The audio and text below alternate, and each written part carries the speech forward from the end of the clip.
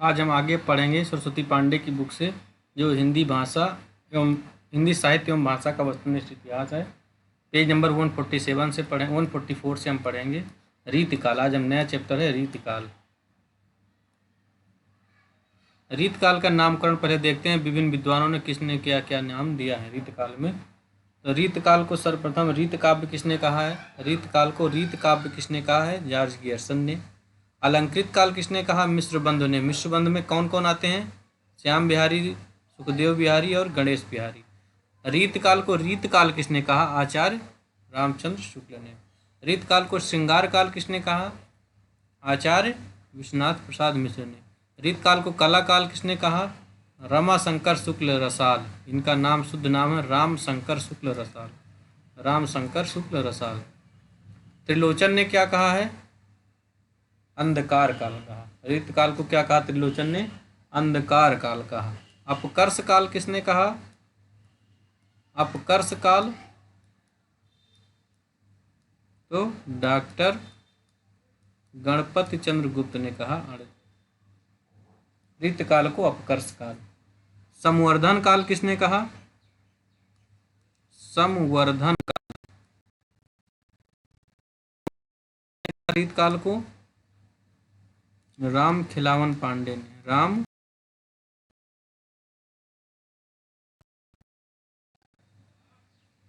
ठीक है।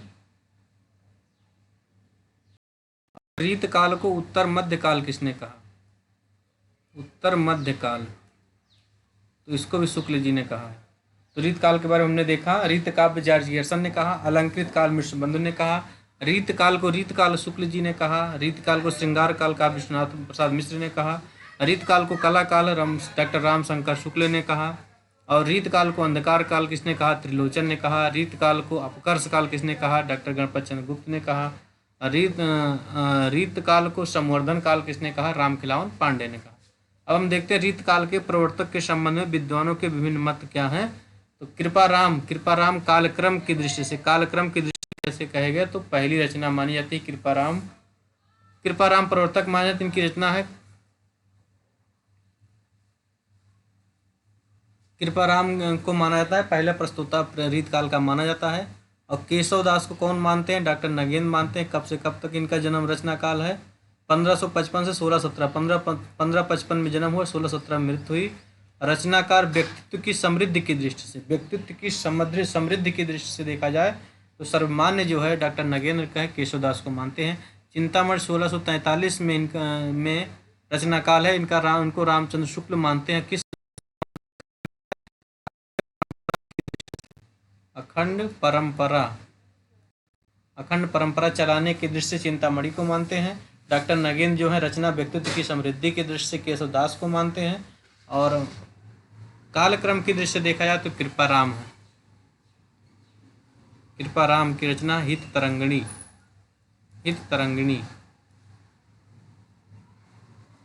आगे विश्वनाथ प्रसाद मिश्र ने हिंदी साहित्य का अतीत में रीतकाल का विभाजन निम्न ढंग से किया। किसने? हिंदी साहित्य का इतिहास पुस्तक किसकी है पहले याद करना है, तो विश्वनाथ प्रसाद मिश्र जी की। मिश्र विश्वनाथ प्रसाद नाथ त्रिपाठी।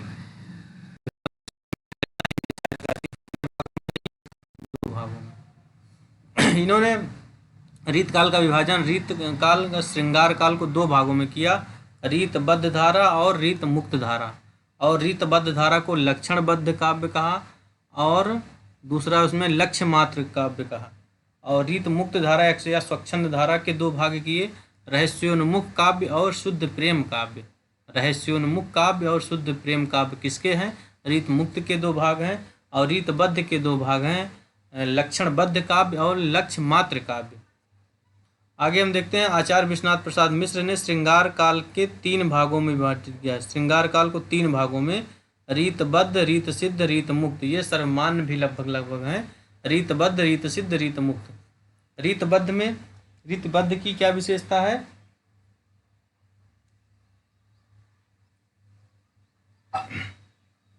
रचना लक्षणों और उदाहरणों के से युक्त जो होती है उसे रीतबद्ध कहते हैं। रचना लक्षणों और उदाहरणों से युक्त जो हो उसे रीतबद्ध कहते हैं।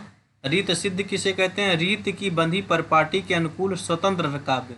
काव्य तो स्वतंत्र किया है, लेकिन रीत की परिपाटी को जो बनाए रखा है, उसको ध्यान में रखकर रचना की है, उसे रीत सिद्ध कहते हैं। और रीत की परिपाटी से जो एकदम अलग स्वतंत्र तो किया, स्वतंत्र इससे कोई मतलब नहीं रीत की परिपाटी से, तो उसे कहते हैं रीत मुक्त। रीत परंपरा की साहित्यिक रूढ़ियों से मुक्त रचनाएं रीत मुक्त रचनाएं कहते हैं। जैसे घनानंद हो गए, बोधा हो गए, आलम हो गए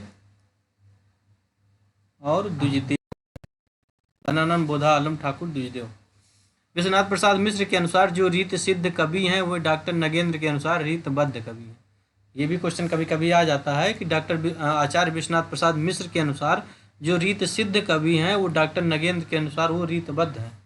रीत काल के कवियों का संक्षिप्त परिचय निम्न रूप से प्रस्तुत किया जा रहा है। विश्वनाथ प्रसाद मिश्र ने रीतबद्ध, रीत सिद्ध और रीत मुक्त। रीतबद्ध में किसको किसको कहा है? सेना केशवदास, सेनापति, जसवंत सिंह, मतीराम, देव, भिखारीदास, पद्माकर, ये रीतबद्ध में आते हैं विश्वनाथ प्रसाद मिश्र के अनुसार। केशव, सेनापति, जसवंत सिंह, मतीराम, देव, भिखारीदास और पद्माकर। और रीत सिद्ध के अनुसार बिहारी दास को, केवल बिहारी लाल को एक को मात मानते हैं, प्रतिनिधि कवि जो है रीत काल के प्रतिनिधि कवि माने जाते हैं बिहारी दास को। बिहारी मुक्त में रखा इन्होंने रसखान को, शेख आलम को, घनानंद को, ठाकुर को, बोधा को, द्विजदेव को, इन्होंने रीत मुक्त में रखा है। अब देखते हैं हम बच्चन सिंह ने किसको क्या माना। बच्चन सिंह का एक अलग है, उन्होंने बद्ध रीत कवि कहा, रीत इतर काव्य कहा और मुक्त रीत कवि कहा। तीन प्रकार के उन्होंने माना। तो बद्ध रीत में उन्होंने कहा रीत चेतस कवि और काव्य चेतस कवि। रीत चेतस कवि में उन्होंने माना है चिंतामणि को, जसवंत सिंह को, भिखारीदास को, प्रताप शाही को और ग्वाल कवि को। रीत चेतस में चेतस से चा से चिंतामणि, जसवंत सिंह, भिखारी, प्रताप और ग्वाल। और रीत चेतस कवि नहीं, रीत चेतस हो गया ये, तो अब हो गया काव्य चेतस। काव्य चेतस में इन्होंने किसको किसको माना है? काव्य चेतस में मतीराम, भूषण, देव, पद्माकर, चार को माना है इन्होंने काव्य चेतस में। और रीत चेतस में इन्होंने 5 लोगों को माना है।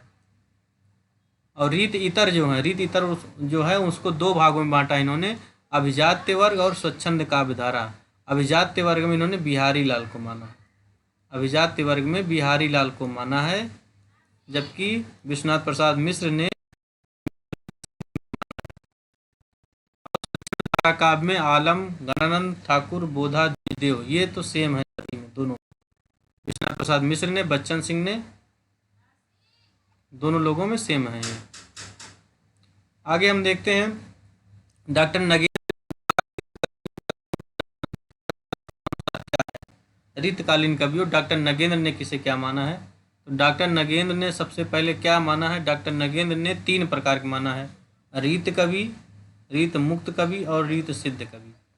रीत कवि, रीत सिद्ध कवि और रीत मुक्त। रीत कवि मतलब रीतबद्ध कवि।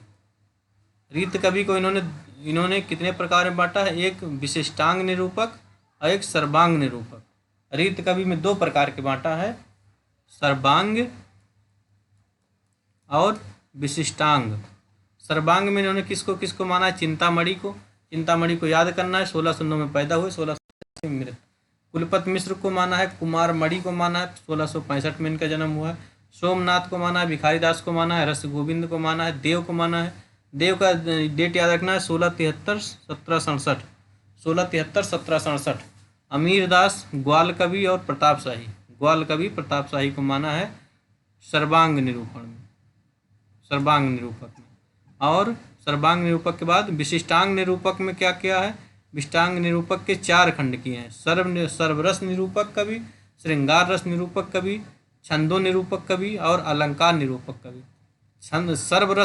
सर्वरस में किया है इन्होंने तोष, सुखदेव, रसलीन, पद्माकर, राम सिंह उजियारे, चंद्रशेखर वाजपेयी, याकूब खां और बेनी प्रवीण। रसलीन का जन्म याद रखना है 1699 में।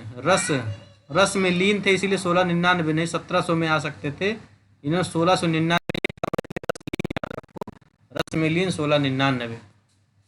और पद्माकर जो है 1753 से 1833। पद्माकर 1753 और देव 1673।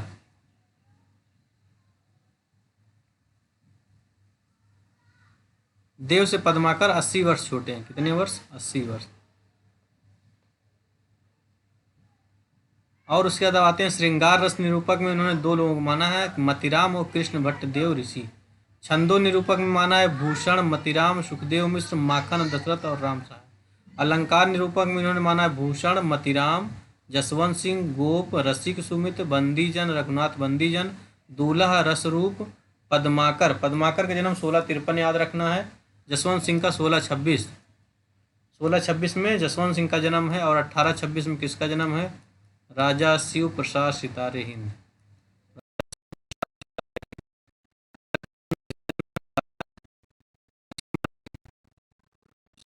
नाटक लिखने वाले जो खड़ी बोली में।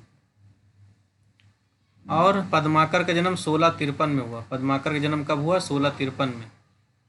पद्माकर का जन्म 1653 और 1753 नहीं, पद्माकर का जन्म 1653 और यहाँ क्या लिखा है? पद्माकर का जन्म 1753। पद्माकर का जन्म 1653।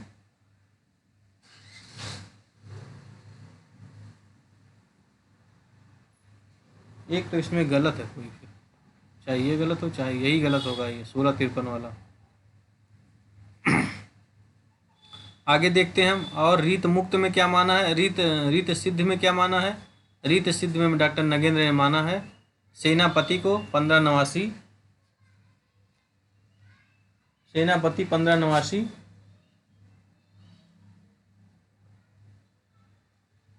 पद्माकर 1753 में, देव 1673 में।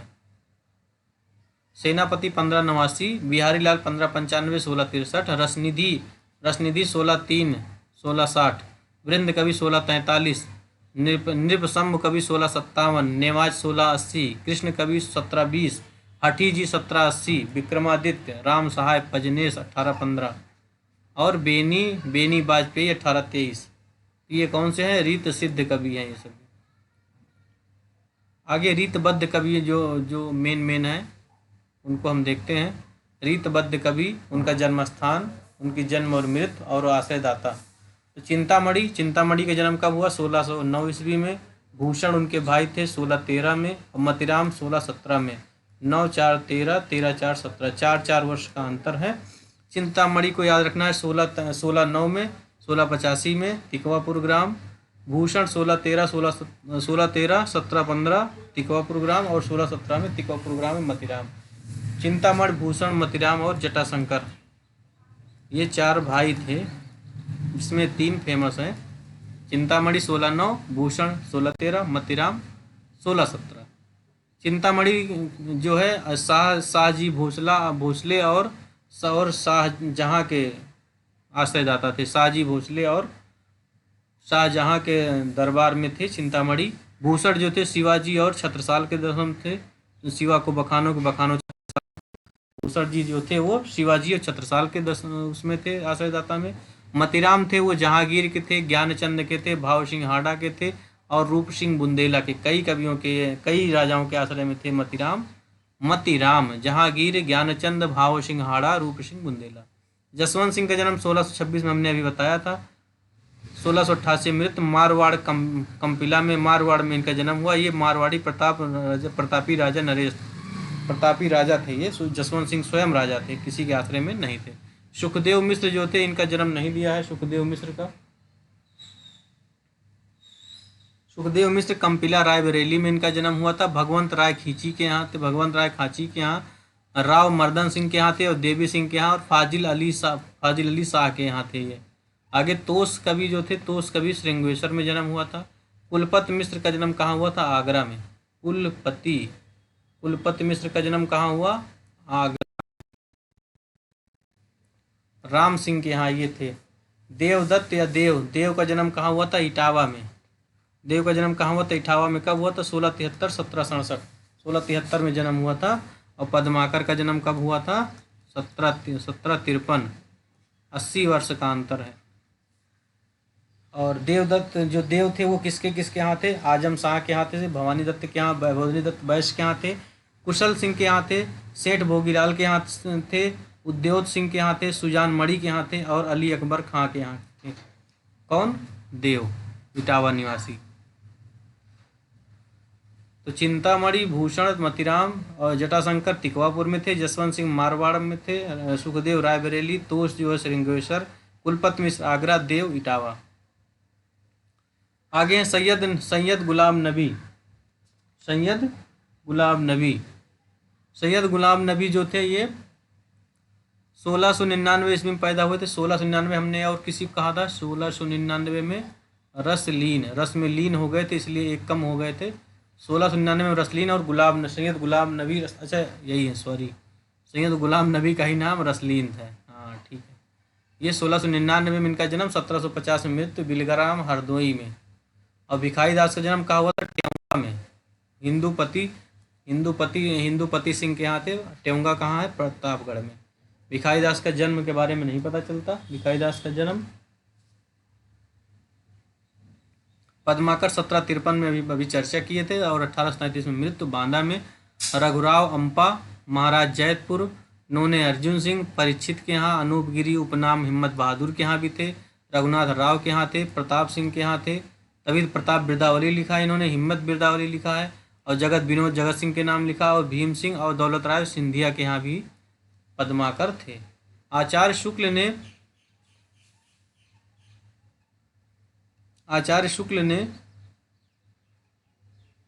आचार्य रामचंद्र शुक्ल ने चिंतामणि त्रिपाठी को रीत काव्य का प्रवर्तक माना। खूब पूछता है एग्जाम में ये क्वेश्चन। आचार्य शुक्ल किसको रीत का, याद रखना है किसको? चिंतामणि त्रिपाठी को। चिंतामणि त्रिपाठी सिद्धांत क्या थे? रसवादी कवि थे। कैसे वादी कवि थे? रसवादी कवि थे। रसवादी कवि कैसे कवि थे? रसवादी कवि थे। रसवादी कवि थे। चिंतामणि त्रिपाठी के हमने बताया था सहोदर में मतीराम, भूषण और जटाशंकर, 3 भाई थे, 4 भाई टोटल थे। कहाँ के? तिकवापुर। कहाँ का रहने वाले थे? तिकवापुर। भूषण जो है वीर रस के कवि थे। हमने कहा था भूषण कैसे कवि थे? वीर रस के।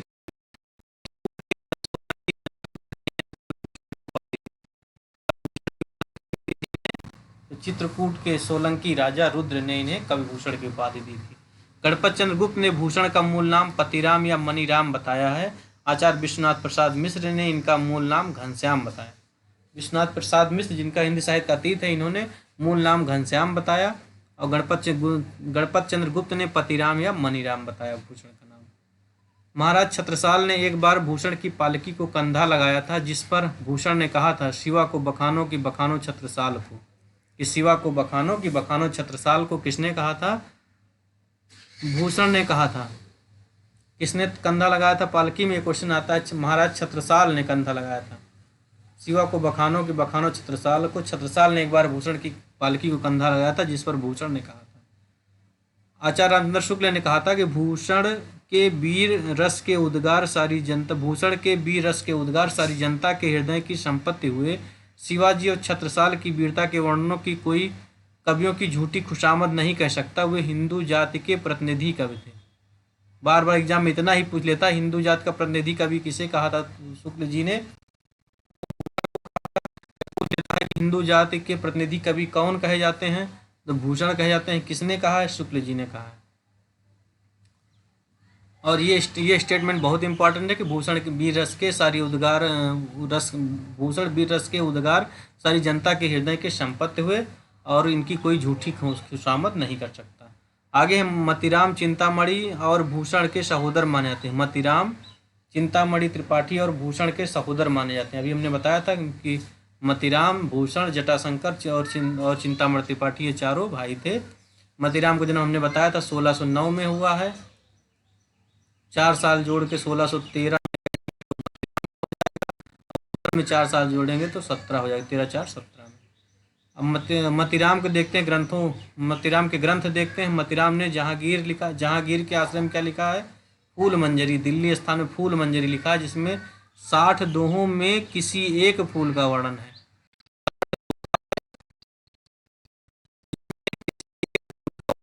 एक फूल का वर्णन है इसमें, किसी एक फूल का वर्णन है।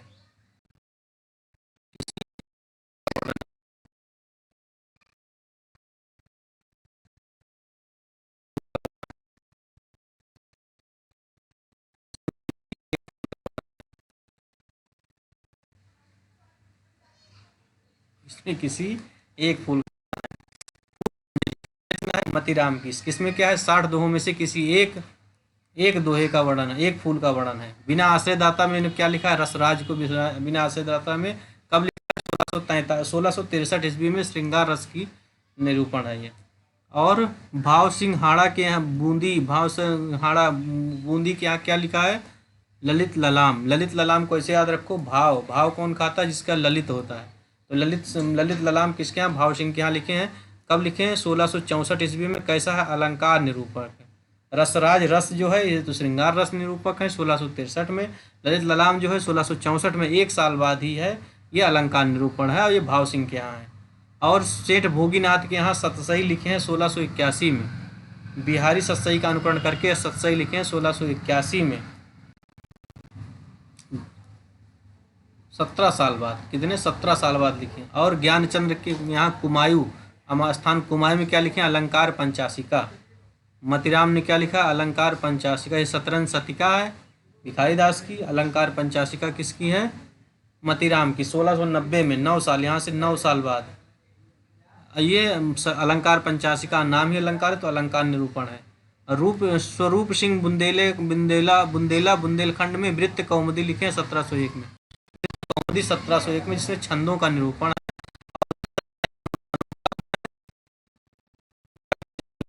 श्रृंगार और साहित्य सार। साहित्य सार में क्या है, नायिका भेद है, लक्षण श्रृंगार का पता नहीं है, ये दोनों।